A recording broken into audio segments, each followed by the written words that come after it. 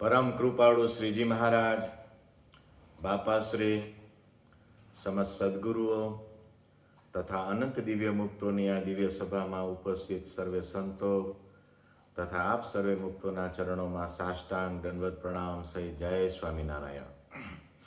આજે તારીખ 23 ફેબ્રુઆરી, મહાવદ દસમ અને રવિવાર.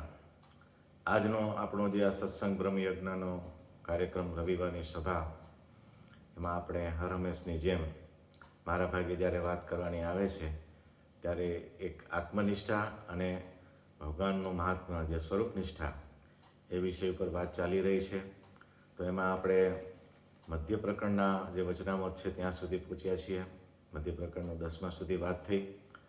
હવે આજે એનાથી આગળની વાત લઈશું. તો શ્રીજી મહારાજે ગઢડા મધ્યના 12માં જે વાત કરી છે એને લઈએ.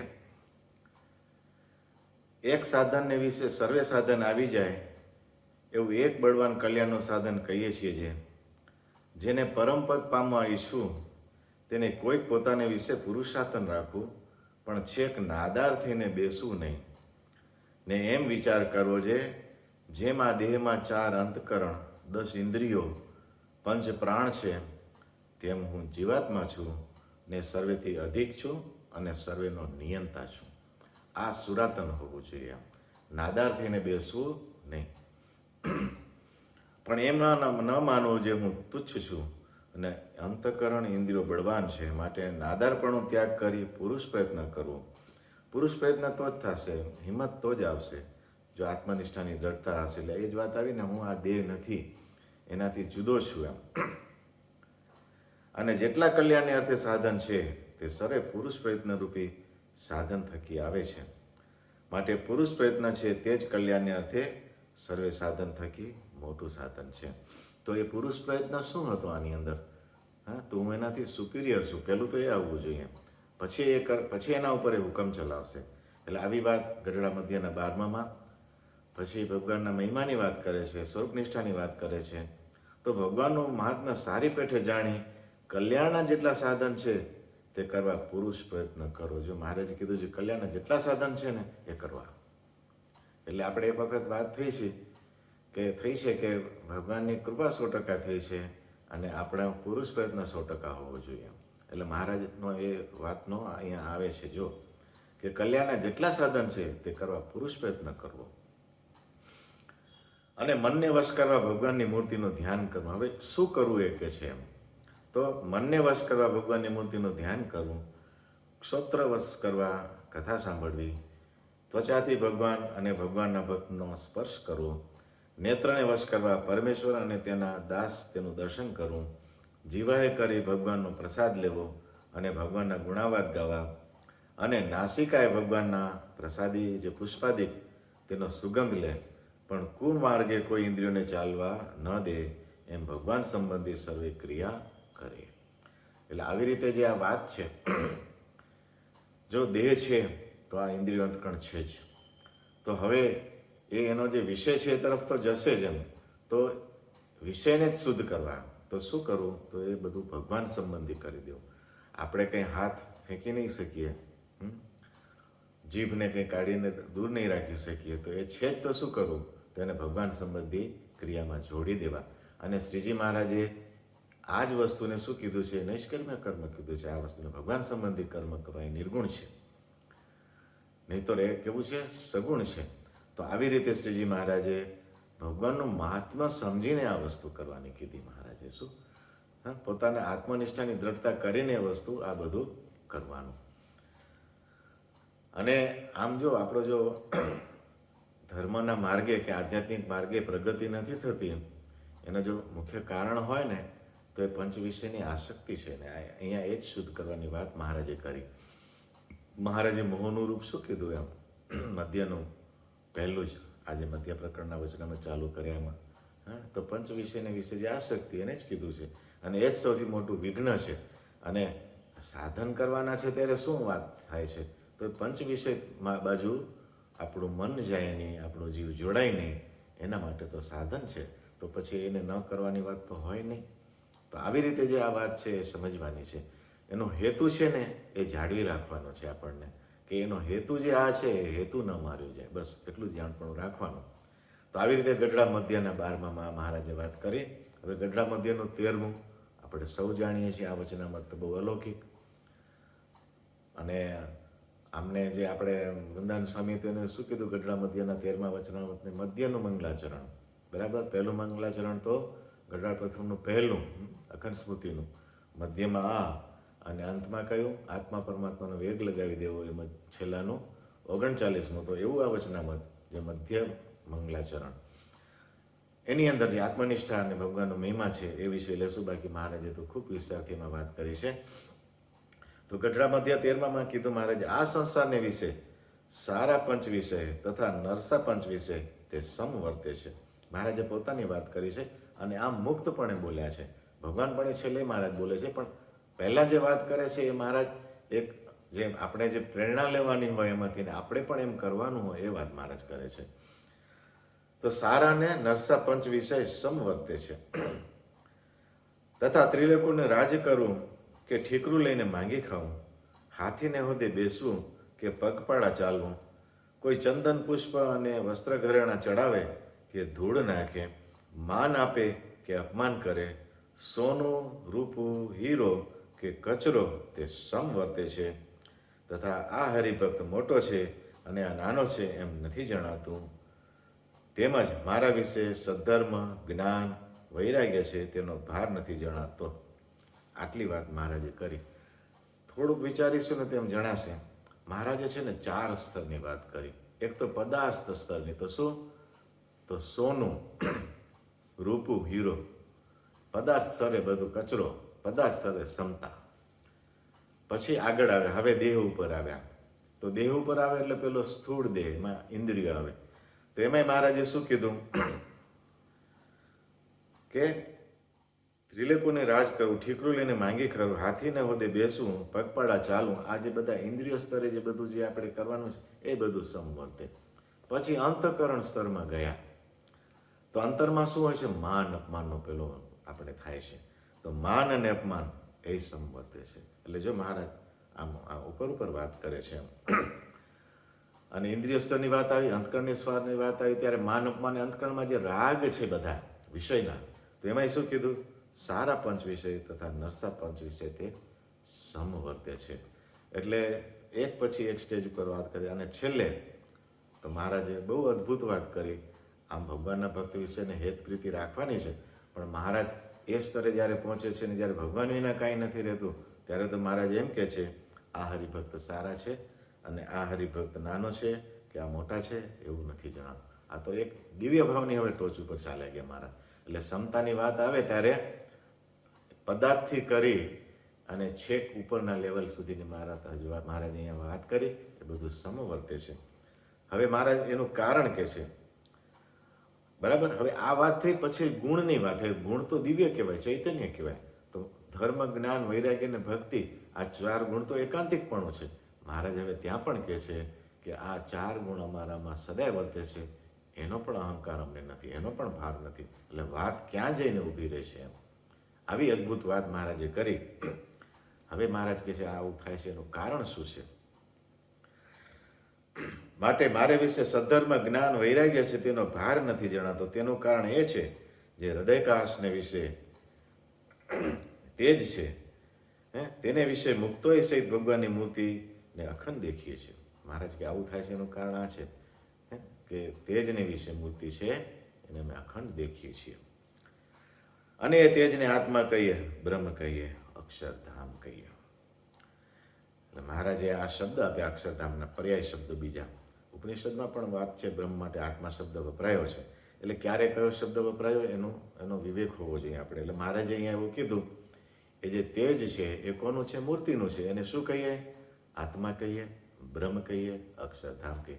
અને પ્રથમના 64માં પણ મહારાજે જ્યારે વાત કરી કે આત્મા કઈ રીતે ભગવાનનું શરીર છે, ત્યારે પણ મહારાજે એમ કીધું જે આત્મા છે એને જ બ્રહ્મ કીધું મહારાજે. એવી રીતે એ બ્રહ્મ છે, ભગવાનનું શરીર છે. પ્રશ્ન પૂછ્યો ત્યારે આત્મા કઈ રીતે શરીર છે, જ્યારે મહારાજે જવાબ આપી દીધો પ્રથમના 64માં, ત્યારે એમ કીધું એવી રીતે એ બ્રહ્મ છે એ ભગવાનનું શરીર. માટે મતલબ શું થયું, આત્મા માટે જ બ્રહ્મ શબ્દ વાપર્યો પછી.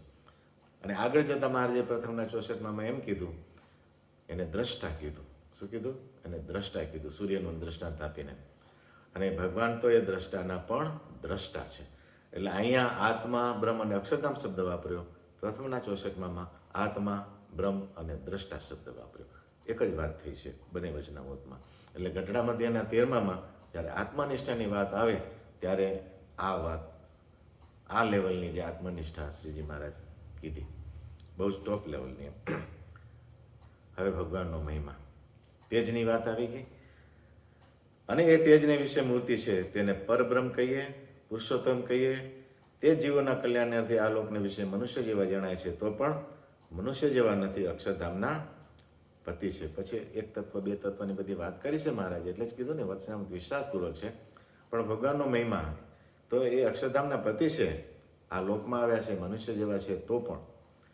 અને તેમના સંબંધને પામ્યા એવા વસ્ત્ર, અલંકાર, વાહન, પરિચર્યાના કરનારા સેવક. જો વસ્ત્ર વાહન તો દિવ્ય છે જ. આપણે જો વસ્ત્ર અને વાહનને એના પદાર્થના ઉપર દિવ્યતા લાવવો હોય ને તો આપણે જરાય વાંધો નથી આવતો કે આ મહારાજને સ્પર્શ કરેલી ચાખડી છે કે આ ચરણારવિંદ છે કે ગમે તે વસ્તુ. પણ ભગવાનના ભક્ત ઉપર જ્યારે દિવ્યતા લાવવાની હોય ને કે પરિચર્યાના કરનારા સેવક પણ દિવ્ય છે, ત્યારે આપણે અટકી પડીએ છીએ. ત્યારે શું દેખાય છે કે આપણા જેવા જણાય છે અને એના ગુણ દોષ નજરમાં આવે છે. એ ના આવે એ મહત્વનું છે. એટલે મહારાજે શું કીધું કે પરિચર્યાના કરનારા સેવક તથા ખાનપાનાદિક સર્વે નિર્ગુણ છે. એટલે ભગવાનના ભક્તો પણ નિર્ગુણ છે. આ નિર્ગુણતા ભગવાનના ભક્ત પ્રત્યેની જળવાઈ રહે, બંધ રહે, એ ખૂબ જરૂરી છે. બીજું બધોમાં તો વાંધો નથી આવતો. હા, મહારાજે આ મંદિર બાંધ્યું, મહારાજે આ મૂર્તિ પધરાવી, પણ આ ભગવાનનો ભક્ત છે, એનો પણ સંબંધ ભગવાન સાથે છે, તો એને પણ આપણે દિવ્ય જાણીએ. એ સર્વે નિર્ગુણ છે. એવા અક્ષરાતીત જે પુરુષોત્તમ ભગવાન તે સર્વે અવતારના કારણ છે અને તે જ આ પ્રત્યક્ષ મહારાજ છે. મહારાજ હવે અહીંયા ખુલાસો કર્યો છે, બીજો ખુલાસો કર્યો છે. ઘણા જો ન મને તો મહારાજ પાછું એમ બોલ્યા છે, જો આ ન મનાય, કારણ કે હજી તો મહારાજ સત્સંગમાં હતા, જો ન મનાય તો એટલું તો માનજો કે મૂર્તિને મહારાજ દેખે છે. પણ મહારાજે તો એમ કીધું છે એ પ્રત્યક્ષ આ મહારાજ છે એમ જાણજો. આ વાતને નિત્ય નવીને નવી રાખજો અને આ વાતનું બીજ સર્વે વાતમાં લાવજો. કઈ વાત? તો આ મહારાજ કે હું કોણ છું, તો મારી આ ઓળખાણ, મારી આ મારા સ્વરૂપની દ્રઢતા ને નિત્ય પ્રત્યે કરજો. આજે અમે તમને વાત કહી તે સર્વશાસ્ત્રનો સિદ્ધાંત છે. સર્વશાસ્ત્ર કીધા ને એટલે આદિથી કરીને અત્યાર સુધીના, વેદથી કરીને અત્યાર સુધીનામાં જે જે ભગવાનના સ્વરૂપની વાત કરી છે મહારાજ કે મારી વાત છે. ને અનુભવમાં પણ એમ જ છે. અને અમે પ્રત્યક્ષ નજરે જોઈને તમને આ વાત કહી છે. એટલે આવી રીતે મહારાજ કે અમે નજરે જોઈને આ વાત કહી છે. એટલે આમ તો જોવાની વાત ક્યાં રહી, પોતે જ છે. મેં મને જોયો છે એમ કહેવાનું ક્યાં આવે છે. પણ આ ભાષા છે આવી રીતે. છતાં પણ આ લોક એવો છે ને, અમુક વસ્તુ પ્રમાણ માંગે. એમ ધારો કે હું જીવું છું તેનું પ્રમાણ શું? એમ તો મારું બર્થ સર્ટિફિકેટ, હું સામે ઊભો હું એ પ્રમાણ ન ગણાય. શું મારું બર્થ સર્ટિફિકેટ? તો હા હું છું એમ. પણ હું તમારી સામે ઊભો છું તો કે ના, એમ નહીં, તમારું બર્થ સર્ટિફિકેટ આપો, તમારો આઈડી આપો. એટલે આ લોક એવો છે. શું આ લોકમાં આ રીત ચાલે ને આમ કરવું પડે, નહીં તો બીજો આવીને ઊભો રહી જાય. એવું ન થાય એટલા માટે હોય. પણ આપણું પોતાનું જ હોવું એનાથી બીજી કોઈ મોટી વાત નથી. એમ ભગવાનનું જ હોવું આ પૃથ્વી ઉપર પ્રતિમા રૂપે, એનાથી મોટી બીજી કોઈ વાત નથી, એનાથી મોટી કોઈ બીજી પ્રાપ્તિ નથી. આ સિદ્ધાંત ઉપર આ વાત જાય છે. તો આવી રીતે ગઢડા મધ્યનો 13મો વચનામત, ગઢડા મધ્યનું 14મો વચનામત, એમાં ભગવાનના મહાત્માની વાત છે. ગમે તેનો સંગ થાય અને ગમે તેવા શાસ્ત્ર સાંભળે, પણ કોઈ રીતે કરીને ભગવાનના સ્વરૂપનો જે નિશ્ચય કર્યો હોય તેમાંથી મન ડગમગે નહીં. એવો જે નિરુત્થાનપણે ભગવાનનો નિશ્ચય, તેને અમે તદાત્મકપણું કહીએ છીએ અને એને જ અમે નિર્વિકલ્પ સમાધિ કહીએ છીએ.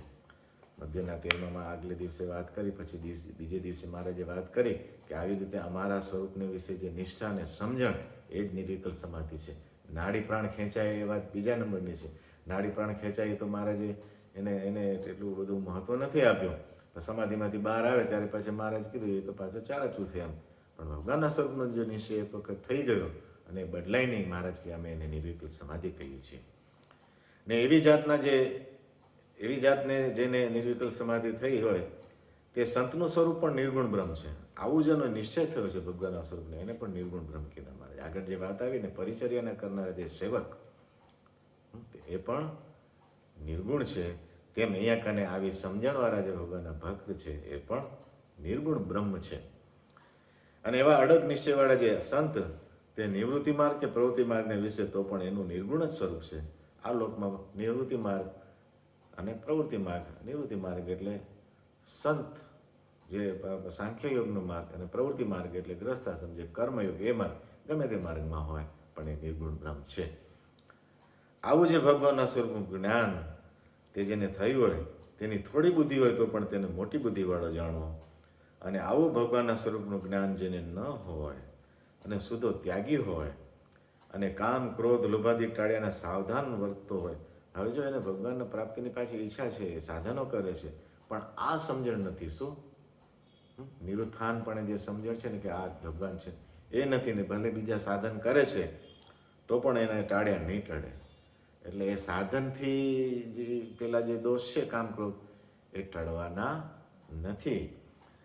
અને તેની જો બુદ્ધિ જાજી હોય તો પણ તેને બુદ્ધિ જાણો તો ટળશે કઈ રીતે? તો કે ભગવાનનો જ્યારે મહાત્મા સમજશે ત્યારે ટળશે. અને મહારાજે પણ મધ્યના 13માં એ વાત કરી જ છે કે આવી રીતે તમે જ્યારે ભગવાનના સ્વરૂપને જાણશો ત્યારે પંચ વિષય જીતવાનો પ્રયાસ થશે નહીં, સેજે જીતાઈ જશે. તો એવી આ વાત મધ્યના 13 અને મધ્યના 14માં ભગવાનનો મહિમા કહેવામાં આવે. હવે ગઢડા મધ્યનું 15મું વચનામાં જો એક ધારા વચનામત આવે છે 12, 13, 14, 15.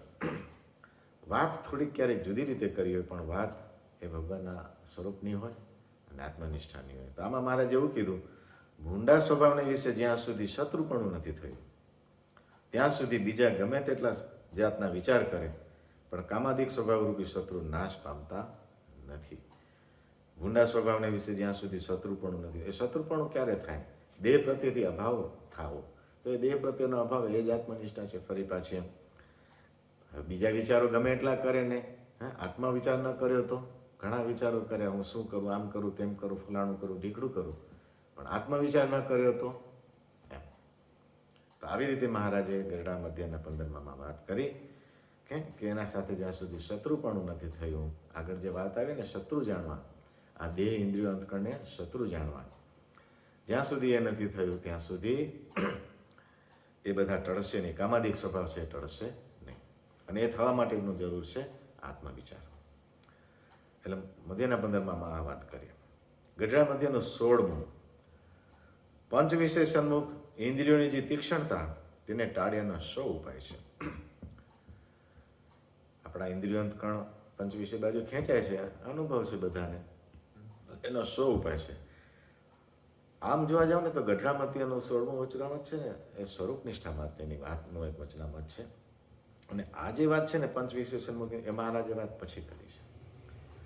અને અગત્યની વાત આ વચનામતમાં એમ છે, તો પેલો છે ને ભગવાનનું મહિમા બાજુનું જોઈ લઈ પછી આ વાત ઉપર આવ્યા. તો મહારાજે સ્વરૂપ નિષ્ઠાની વાત કરી. તો ધર્મ તે ભગવાનની મૂર્તિને જ આશરે રહે છે. તે સારું, જે ભગવાનની મૂર્તિને વિશે નિષ્ઠા રાખે તેને ધર્મ નિષ્ઠા સેજે જ રહે છે. એટલે સ્વરૂપ નિષ્ઠા જો રાખશો તો મહારાજ કહે છે ધર્મ નિષ્ઠા સેજે જ રહેશે. અને એકલી ધર્મ નિષ્ઠા રાખે તો સ્વરૂપ નિષ્ઠા મોડી પડી જાય છે. બરાબર છે? શું જો ધર્મ નિષ્ઠા હશે પણ સ્વરૂપ નિષ્ઠા નહીં હોય તો એ દેશકાળ બદલાશે તો એ મોડી પડી જશે. અને જે ભગવાનનું મહાત્મા સમજે છે તેને શ્રદ્ધા વૃદ્ધિ પામે છે. ભગવાનનું જે મહાત્મા સમજ્યો છે, જેના સ્વરૂપ નિષ્ઠા દ્રઢ છે, તેની શ્રદ્ધા વૃદ્ધિ પામે છે. મહારાજે એમ કીધું શ્રદ્ધા, હેત અને વિશ્વાસ છે ત્રણેય વૃદ્ધિ પામે છે. ભગવાનનું મહાત્મા સમજે ને, આગળ આપણે વચનામતમાં વાત આવી ગઈ એમ, તો શ્રદ્ધા વૃદ્ધિ પામે છે. એટલે ધર્મ નિષ્ઠાથી ઉપર સ્વરૂપ નિષ્ઠાની વાત કરી છે, પણ આગળ પાછો પ્રશ્ન પૂછાયો છે. ત્યારે પછી હવે ધર્મની મહત્તાનો આ પ્રશ્ન છે. શું કે પંચ વિષય સન્મુખ ઇન્દ્રિયોની જે તીક્ષ્ણતા તેને ટાળ્યાના 100 ઉપાય છે.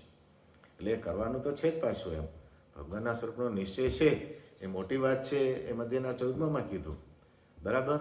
એનાથી આખડશે નહીં એ પણ કીધું, પણ ધર્મનિષ્ઠા ન રાખવી એમ તો નથી જ પાછું એમ. પંચ વિષય તરફ ઇન્દ્રિયોને જવા દેવી એ તો નથી જ કરવાની પાછી એમ. એટલે મહારાજને એટલે હવે એ પ્રશ્ન એ આવે છે કે એ ઇન્દ્રિયોની તીક્ષ્ણતા એ બાજુ ન જાય તો એનો ઉપાય શું એમ? ત્યારે એનો ઉત્તર આપે છે, જો ઇન્દ્રિયને વશ કરીને પરમેશ્વરના બાંધેલા નિયમમાં રાખે તો તીવ્ર વૈરાગ્ય કરીને પણ વિષય જીતાય છે. તે થકી પણ નિયમવાળાને વિશેષે વિશેષ જીતાય છે. જો નિયમમાં વર્તવાની વાત આવી, ધર્મનિષ્ઠાની વાત આવી, એમ આગળ કરી સ્વરૂપ નિષ્ઠાની વાત છતાં પણ એના એ જ વચનામૃતમાં મહારાજે કીધું કે જે ભગવાનની આજ્ઞામાં વર્તે છે, એના નિયમમાં વર્તે છે, એને વૈરાગવાળા કરતાં પણ વિશેષપણે નિયમ જીતાય છે. અને મહારાજે વચનામૃતમાં પણ કીધું છે કે જે આવી રીતે નિયમમાં વર્તે છે એ જ આત્મસત્તા રૂપે વર્તે છે. એટલે નિયમમાં વર્તવું એટલે આત્મનિષ્ઠા પછી કંઈ જુદી વસ્તુ નથી થઈ જતી, એમ એ જ વસ્તુ બને છે. એટલે નિયમમાં વર્તવું એટલે એ વશ કરે છે ને, ઇન્દ્રિયો અંતકરણને વશ કરે છે આત્મનિષ્ઠાના બળે, વિચારના બળે, ભગવાનના મહિમાના બળે. તો આવી રીતે એ જીતવાના ઉપાયમાં પણ ફરી પાછો આમ કારણભૂત આવ્યા, શું? ભગવાનનો મહિમા અને પંચ વિષયનો અભાવ કરવો, આત્મનિષ્ઠાની દ્રઢતા કરવી. ગઢા મધ્ય 17 સળંગ વચનામતો આવે છે બધા. આત્મનિષ્ઠ પુરુષ છે તેને પણ સ્થૂળ સૂક્ષ્મને કારણના વિકાર નથી અડતા, તો પુરુષોત્તમ ભગવાનને ન અડે એમાં શું કહેવું? ભગવાન તો નિર્વિકારી અને આકાશની પેઠે નિર્લેપ છે. એટલે મહારાજ હવે ભગવાનનો મહિમા વિશેષપણે છે એ કરવાની વાત કરી. અને આપણે આત્મનિષ્ઠા સમજવાની વાત આવી, માત્ર હું આત્મા છું એટલે અટકી નથી રહેવાનું. એનો હેતુ મહારાજ એમ કહે છે કે જો આત્માને પણ વિકાર અડતા નથી, આત્મનિષ્ઠ પુરુષને પણ જો એ વિષયમાં મન જતું નથી ને એના પોતામાં દ્રઢ રહે છે, તો પરમેશ્વરના વિશે તો એ દોષ હોય જ કેમ? વાત એ કહેવાની છે મહારાજે. એટલે મહારાજ પછી ભગવાનનો મહિમા એમ કહે છે, જેમ આકાશ છે તેને વિશે 4 તત્વ રહ્યા છે, તો પણ આકાશને કોઈનો દોષ અડતો નથી. તેમ પરમેશ્વરના સ્વરૂપને પણ માયિક તત્વનો એકેય દોષ અડતો નથી. એવું જ ભગવાનનું સ્વરૂપ છે. એવું જે ભગવાનનું સ્વરૂપ તેમાં તત્વ છે કે નહીં, એવું ચૂથડું ભગવાનના ભક્તને કરવું ગમે જ નહીં. ભગવાન તે ભગવાન, એને વિશે ત્યાગ ભાગ કર્યાનો માગ જ નથી. એ તો અનંત બ્રહ્માંડના આત્મા છે. અને જેને ભગવાનના સ્વરૂપમાં કોઈ રીતનું ઉત્થાન નથી, તેને નિર્વિકલ્પ સ્થિતિવાળો જાણવો. આગળ વાત આવી મધ્યના 14માં એ જ વાત આવી. એને નિર્વિકલ્પ સ્થિતિવાળો જાણો. ત્યાં નિર્વિકલ્પ સમાધિની વાત કરી, અહીંયા મહારાજે નિર્વિકલ્પ સ્થિતિ કીધી.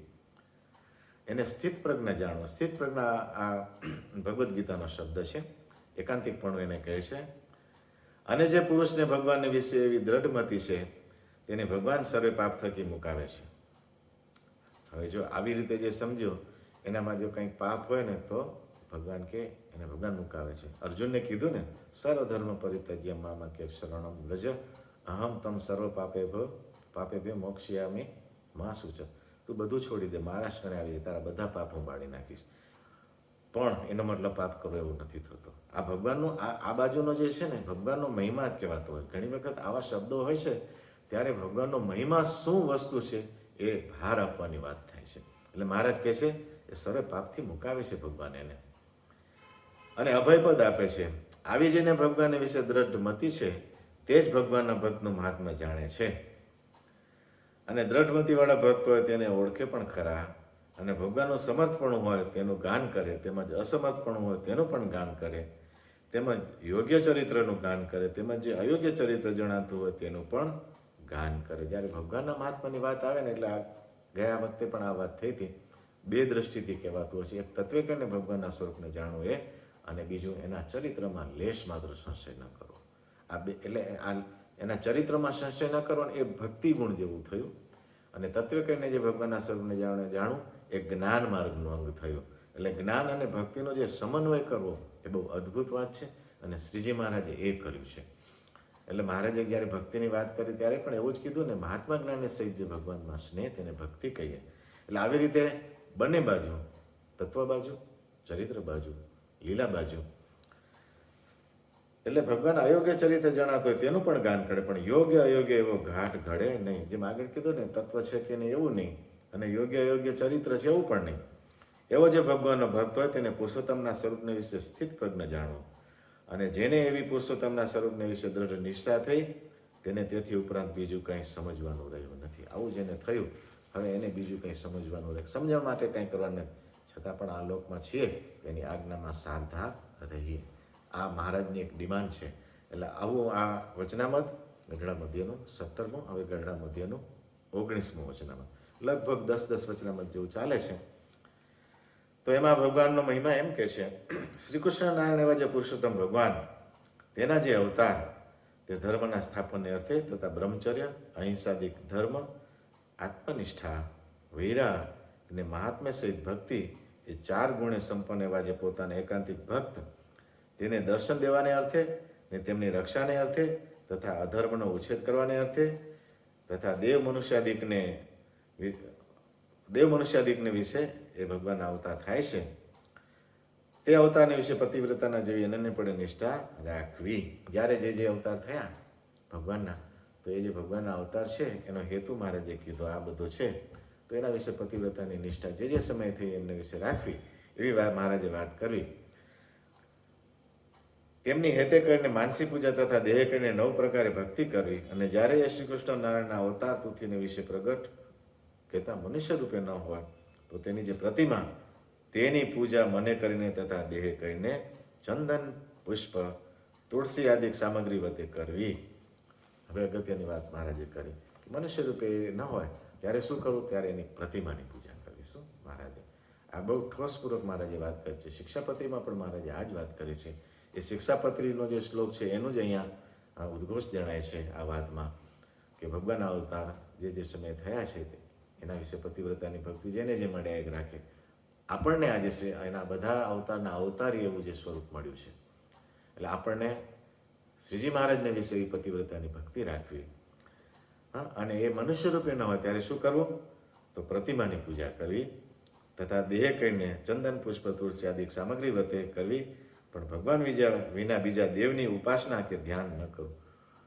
ઉપાસના અને ધ્યાન ભગવાનનું જે આ સ્વરૂપ છે, પ્રતિમા સ્વરૂપ, એનું થાય, એ વિના બીજાનું ન થાય. એટલે ઘણી વખત ગેરસમજ પેલી થાય છે. પેલું જો નિષ્ણાંત સ્વામીની પેલી વાત આવે, સંત તે સ્વયં હરિ, એમ કે આજ સંત છે જે આપણે મળે છે માટે સંતનું ધ્યાન કરીએ, સંતની પૂજા કરીએ. એટલે સંત તે સ્વયં હરિ એ જે કહેવાયું છે એ સંતનો મહિમા કહેવાયો છે. એ અર્થમાં એ વસ્તુ છે કે ભગવાનના સંત ભગવાન જેવા છે, એના દર્શન તે ભગવાનના દર્શન તુલ્ય છે, એ મહિમા કહેવાયો છે. પણ ઉપાસનાને જ્યારે ધ્યાન કરવાની વાત આવે, એની ભક્તિ કરવાની વાત આવે ત્યારે એમ નથી. હા, ભગવાનના ભક્તની મોટા મુક્તની સેવા થાય, ચાકરી થાય, એ તો દ્વાર છે, એના દ્વારે જ ભગવાનને પમાય. પણ જ્યારે ઉપાસનાની વાત આવે, ધ્યાનની વાત આવે, ભક્તિ કરવાની વાત આવે, જપ ભક્તિ કે, ત્યારે તો કોનું કરવું? મહારાજ કે અમે પ્રતિમા જે સ્વરૂપ પધરાવ્યા છે એનું. તેમજ સિદ્ધ ગતિને પામ્યા હોય અને સમાધિનિષ્ઠ હોય તેનું પણ ધ્યાન ન કરવું. હવે આના ઉપર બહુ કંઈ વિવરણ કરવાની જરૂર નથી.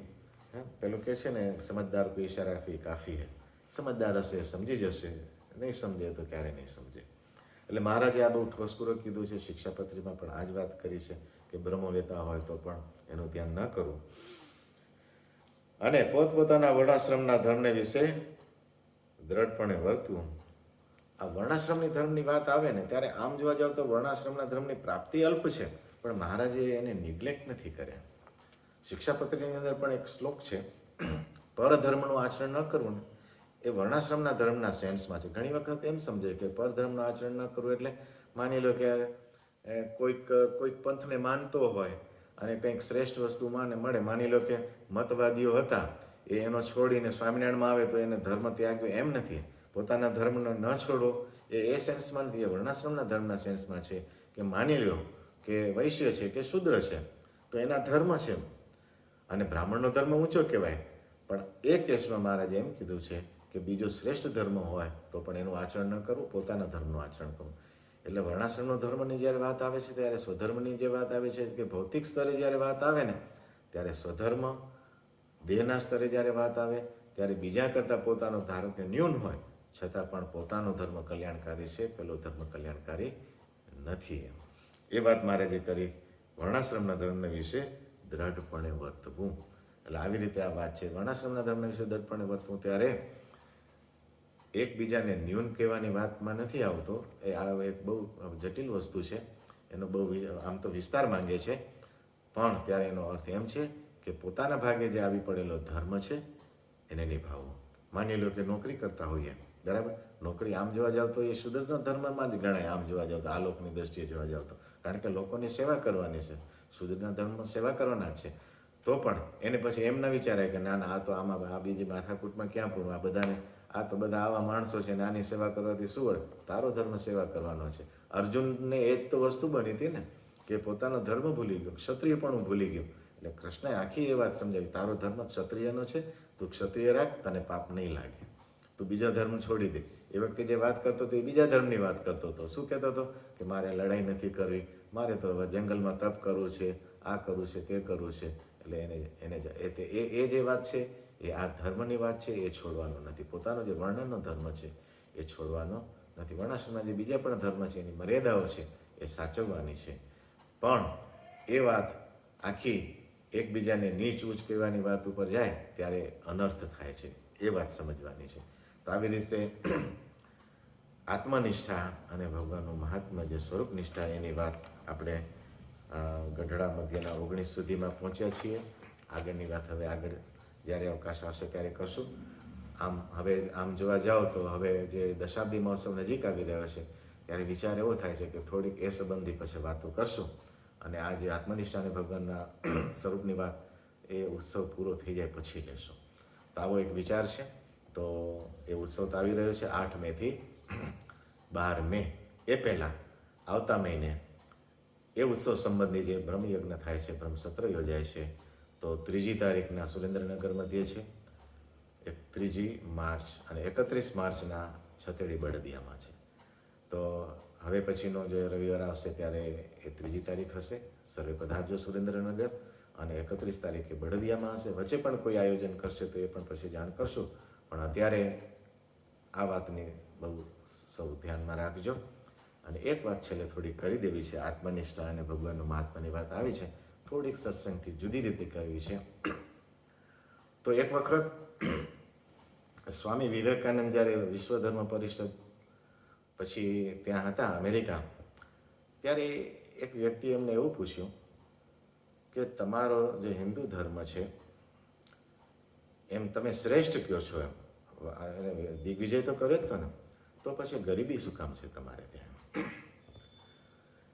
એટલે પછી સ્વામી વિવેકાનંદ એવું કીધું, અમીર હોવું એ ધર્મની નિશાની નથી. આમ એને શું એમ હતું કે અમારો દેશ અમીર છે એટલે માટે અમારો ધર્મ શ્રેષ્ઠ છે. એટલે ધર્મને આવી રીતે લિંક કરતા હતા. શું એટલે આવો જવાબ દીધો એમ કે સ્પિરિચ્યુઆલિટીની જ્યારે વાત કરવામાં આવે ત્યારે એને અમીરી ગરીબથી એને તોલવાના નથી, એમ આવો જવાબ એનો હતો. અને પછી એને જે કીધું ને એ બહુ અદ્ભુત કીધું. એને એવું કીધું, કારણ કે એ વખતે જ્યારે આ વાત થઈ 1893ની વાત છે, ત્યારે ભારત તો ગુલામીમાં હતું, ગંદકી હતી, હા, આ બધું કાંઈ પેલું હતું જ નહીં ભારતમાં, અસ્તવ્યસ્ત હતું બધું ભારતમાં. જે આ ભૌતિક સ્તરની જે વાત કહેવાય એમાં ભારત કાંઈ નહોતું એમ.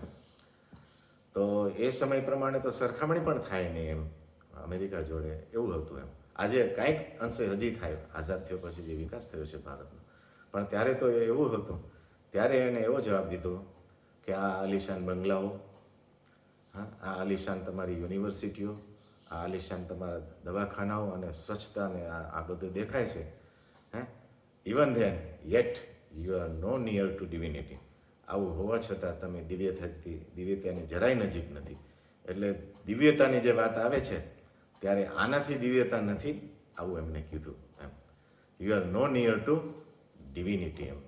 તો પછી સ્પિરિચ્યુઆલિટી શું છે એમ, પછી એ લેક્ચર આપતા ને ત્યારે જે વાત ઉપર એનો દિગ્વિજય થયો હતો ને એ હિન્દુ ફિલોસોફી ઉપર થયો હતો એમ. તો એને પછી જે વાત કરી એમ કીધું, તો એ શું છે, સ્પિરિચ્યુઆલિટી શું છે એમ. તો એને એવું કીધું કે આઈ એમ નોટ ધીસ બોડી, આઈ એમ આત્મા, પ્યોર એન્ડ બ્લેસ્ડ. આ વાત એમને કરીશું. આઈ એમ નોટ ધીસ બોડી એટલે આત્મનિષ્ઠાની વાતમાં મહારાજ આ જ શબ્દ વાપરે છે, દેહ તે હું નહીં, હું આત્મા છું. એટલે આમાં બીજા 2 શબ્દ ઉપર્યા, આઈ એમ આત્મા, પ્યોર એન્ડ બ્લેસ્ડ. પ્યોર એટલે શું, એમાં કોઈ ભેળસેળ નથી, એમ શુદ્ધ છે. પછી જે શબ્દ વાપરો ત્રીજો, એનાથી પણ ઊંચું, બ્લેસ્ડ. ઘણી વખત બ્લેસેડ પણ બોલે છે, ઉચ્ચાર જુદા જુદા થતા હોય છે. તો કૃપાવંત છું, આવો શબ્દ વાપર્યો. આત્મા તો છું, શુદ્ધ પણ છું, કૃપાવંત છું. આ કૃપાવંતના મૂળિયા છે ને ભગવાનના મહાત્મ્યમાં જાય છે, કે વાવા મને ભગવાન મળ્યા છે, અક્ષરાતીત એવા જે પુરુષો તો ભગવાન તે મને મળ્યા છે. એટલે વાત પછી એમ કરી હતી, ધીસ ઇઝ સ્પિરિચ્યુઆલિટી. હા, અમારા ભારત દેશ આ છે. હા, એટલે આવી રીતે જે વાત કરી તો વાત શું આવી? તો આ જ આવી આત્મનિષ્ઠા અને ભગવાનનો મહિમા. આઈ એમ પ્યોર આત્મા, આઈ એમ બ્લેસેડ, હું કૃપાવંત છું એમ. એટલે આવી જે વાત છે એ આપણી ધરોહર છે, આપણી મૂડી આ છે.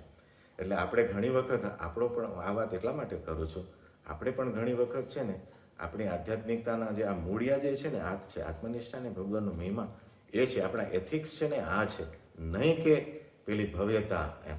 એ ભવ્યતા બરાબર દિવ્યતા એ સૂત્ર નથી એમ. એટલે ઘણી વખત એમ કે સૌથી મોટું મંદિર કયું? તો કે છે પદ્મનાભનું. સૌથી ઊંચું કયું? તો કે મદુરાઈનું મીનાક્ષી મંદિર. સૌથી વધારે આવક કઈ? તો કે છે તિરુપતિની. શ્રદ્ધાની દ્રષ્ટિએ હું નથી કહેતો, જ્યારે મોટાઈ આવા દ્રષ્ટિકોણથી કહેવામાં આવે ને ત્યારે ખોટું થઈ રહ્યું છે. શ્રદ્ધાની દ્રષ્ટિએ આ બધા જ મંદિરને વંદન છે, બધું બરાબર છે. એમ સ્વામિનારાયણ સંપ્રદાયની અંદર પણ એવું જ્યારે ન થાય એનું આપણે કાળજી રાખવાની. આપણા એથિક્સ છે ને એ આ છે, આત્મનિષ્ઠા અને ભગવાનનું મહાત્મા. નહીં કે કોની આવક વધારે છે, કયું મોટું મંદિર છે, કયું આમ છે તેમ છે, એ નથી. એટલે નિષ્કુળાનંદ સ્વામીના શબ્દમાં કહીએ તો મેળી મંદિર માલ ખજીના સંપત રહેશે ધરી. એની મહત્તા સંતોએ નથી આપી એમ. હા, દેવાનંદ સ્વામીએ કીધું ગાદી તકિયા ને ગાલ મસૂરિયા રે રોડ એ અતિ આડ્ય કરે છે, એ જ આ બધું આડું કરનારું છે. એટલે આપણે છે ને એને મહત્તા ના આપીએ, એ જાણપણું રાખવું. બસ આ આત્મનિષ્ઠાની વાત, ભગવાનના મહાત્માની વાત આટલી બધી વાર મહારાજે કરી છે, ત્યારે આપણે એટલું તો જાણપણું રહેવું જોઈએ કે આપણા એથિક્સ શું છે. આપણા એથિક્સ જે છે ને આ છે ભગવાનનું મહાત્મા અને આત્મનિષ્ઠા. એના વગર આધ્યાત્મ નહીં ટકે. અને ગાંધીજીએ પણ એક વખત કીધું એમ. મહાન પુરુષોની વાત કરું છું, થોડોક હટીને વાત કરું છું, એટલા માટે કે આપણું આખું ભારતવર્ષનું એથિક્સ આ છે એમ.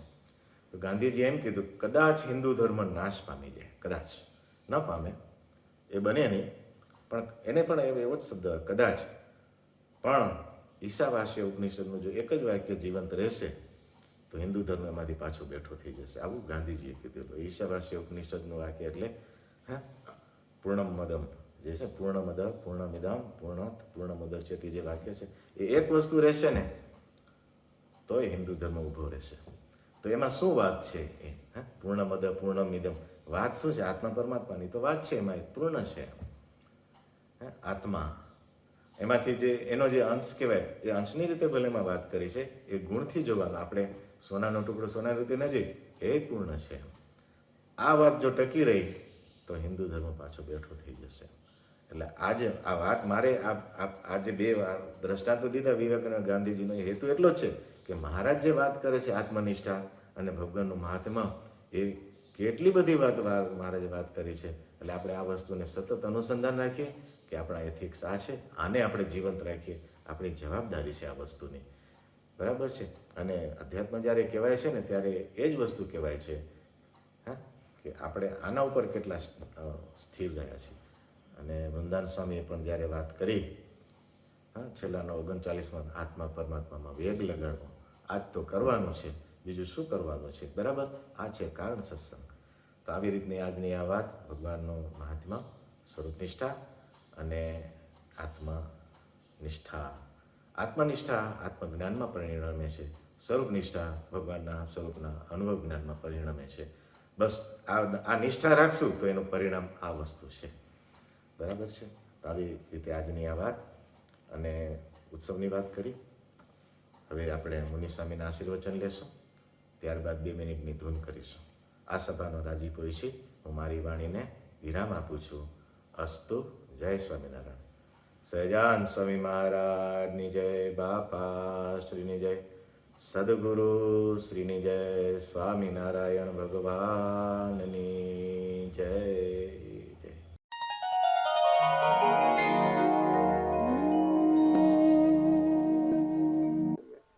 ભગવાનને આગળ રાખીને પ્રસન્નતાના સાધન કરે, જપ કરે બધું કરવું સાચું, હા, પણ ભગવાનના રાજી કરવા કરવું, એનું બળ ન રાખવું. ભગવાન રાજી થાય તો જરા સુખ મળે, એમ પોતાની ક્રિયાને અને સુખ માત્ર ભગવાનની મૂર્તિમાં છે,